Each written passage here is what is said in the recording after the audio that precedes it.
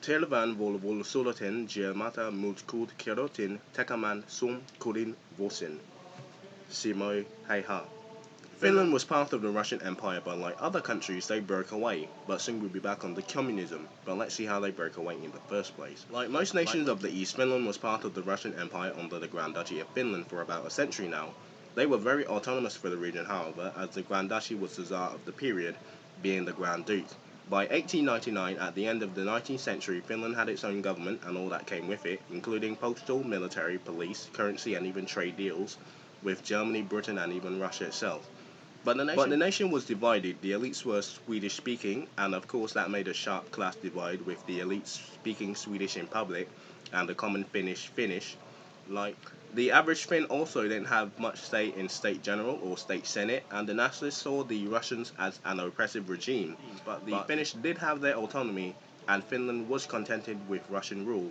And the nationalist question wasn't about independence, but more of the relationship with the Russians and other European countries. Was it in a union with Russia, a province of Russia, and even a vassal state of Russia, the icebox of the East? However, the question of breaking away really changed when Tsar Nicholas II came into power, and like I said, at this period, it was very expansionist and very nationalist across all of Europe. So the elites of the army and the generals and the parliament and even all the nationalists were very discontent with the special status under Russian rule. Things really came to a head with the Russification of most of the empire by the end of the 19th century as well. And under Nikolai Boryukov, they were very suppressive and lessened the autonomy of Finland under Tsar Nicholas. So the ruble was introduced, the Finnish riflemen were introduced, conscription was introduced into the Tsarist army, and also introduced some Russian settlers to make Russian language and state senate and government affairs more Russian sounding. And by the end of 1899, in the February Manifesto of Grand Duke Nicholas, Governor General was now a state body and not really a real power. In response to the rollback of Finnish autonomy, the Finnish nationalists actually wrote to the Tsar and got about 500,000 names from a population of 3 million, which was not too bad. And even though the Tsar never got it for whatever reason, it actually sparked a change in Finnish politics and the political scene. The threat of Russification combined with the language groups made the social classes come together for one complete goal. So Finnish autonomy. Radicals, the nationalists, the Swedish, the Dutch, the Finnish, and even the Russians themselves will move for more Finnish autonomy. Like I said in the beginning, with the Finnish army and the fact that they had all the governmental things, with the Russification in 1901, it was actually mandatory to sign up for the Tsarist army and they disbanded the national army. So they had peaceful and passive resistance but actual riots in 1903. In response to these riots, Boryukov gained dictatorial powers in 1903, and just a year later, in 1904, he was murdered by Eugene Shakaman, and he became a national hero of the Finns, like a martyr, like O'Reilly in the Irish uprisings of 1916. It wasn't all bad though at this time. The Finnish economy had experienced growth and the population doubled, so it was industrializing and the vast majority were still farmers and agriculturalists, but with industrialism however, it rose socialists to help form labor movements and parties and government centers. The SPD, the Social Democratic Party, had their own agenda however, but they would take a back seat for now. But they are there in 1905. But they did call for class warfare and more worker representation. Since Finland was under Russia, the result of the 1905 Japanese War, with the Russian surrender, affected Finland, and soon in 1905 were general strikes, and the class divides were still a major issue, and the right wing would actually thought they would lose power in Finland, so they funded a National Guard, and they were split into the Red Guard and the rich white elite bourgeoisie guards. But they did use the defeat of 1905 and the weakened Russian Empire to its advantages, while rolling back most of the reforms from Bukavov era. In 1906, the Finnish had a new constitution which replaced the State General with a one-body parliament and introduced universal suffrage, which gave the women in Finland the right to vote and the first of modern European times. The SPD also wanted to go the legal route as it wanted to set out to reform through parliament. It alienated the radicals, but it actually worked as the SPD got 80 out of 200 seats in 1907. But the Tsar was still in control and he could veto whatever law he chose, what he did and did not want. So the legal route was still good, but it had a slim chance of actually getting anything done. true parliament. Still, Europe was quiet up until World War One, but Finland was in a weird position. It was part of the Russian Empire, sure, but it acted very neutral, and weirdly enough, the Finns didn't even fight on their soil. And yet, of course, there were Finnish riflemen and people who served in the Tsarist army and sacrificed in exchange for freedom cause. The Finnish didn't really see a lot of action on the Eastern Front. It was a tug of war about the war. The nationalists saw the Germans as brothers with cultural and ethnical ties, and even more, people through Russia, like the defeat of 1905, could use that to break away. By 1916, through some political maneuvers and German ties, they formed the Jager movement, and by 1916 they had recruited 2,000 Finns into the ranks to be part of the German army to liberate their homeland. Kind of like Georgia at that point, really. Finland was strategically important. Not only was it the gateway to Petrograd, but it was also a good flanking route for the Germans themselves. So the Russians stationed about 15,000 men and used Helsinki as the base of operation.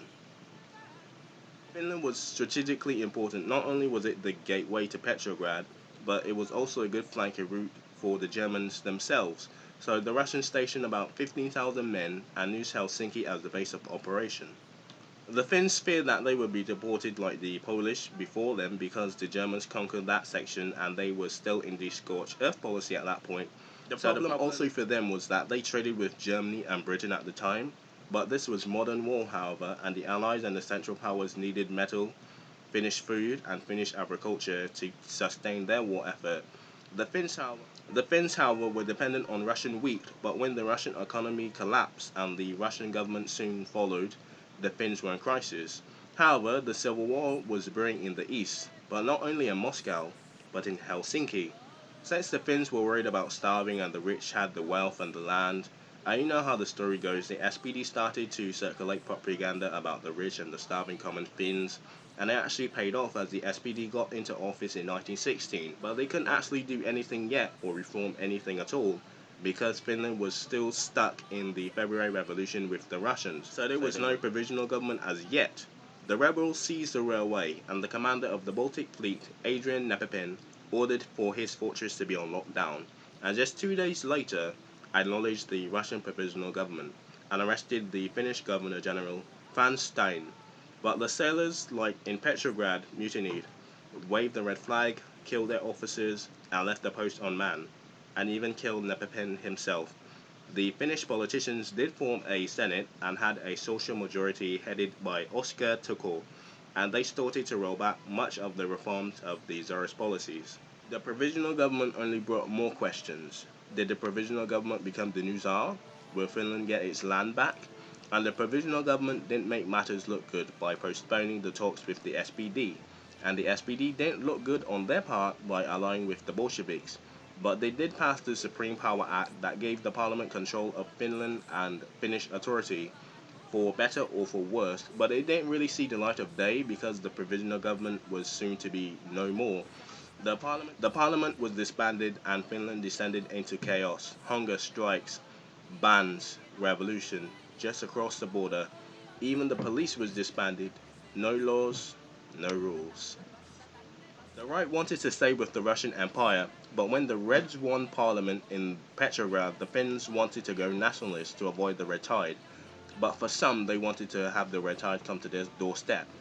But the right declared on the 6th of December 1917, Finland was a newly independent country, marking 100 years of Finnish independence to this day. The Finnish Civil War was basically the same as the Russians, with one key difference, well, many key differences. First of all, the whites won. Second of all, the Russians and the Finns versus the Germans and the Finns, and a lot more state policies and state stuff. And even you could see, Stemo Heiha was about, let's see, 1919, 1995. Simo Heiha would have been 14 years old by this point. So, the Finnish were strong people. They had a civil war that destroyed Finnish land. It shapened up, it rebuilt. They had the Winter War, and of course there was the back and forth with the Allies and the Axis. German ties, Russian ties, Soviet weapons, German propaganda. And of course the Cold War with Russia itself at its doorstep, now having 30% of its land. It was an interesting country, an icebox. 20 days of summer. Wars that shaped Finland for the better. The country that's always at war but never really declared war. Finland. Or as people say in Finland. And as they say in Sumi, my friends, Opia Jotain, or Opia Jotain, which is learn something, my dudes. This one goes out to Alicia, your NATO. And don't look up NATO because it's a very bad word. But she is a NATO with love.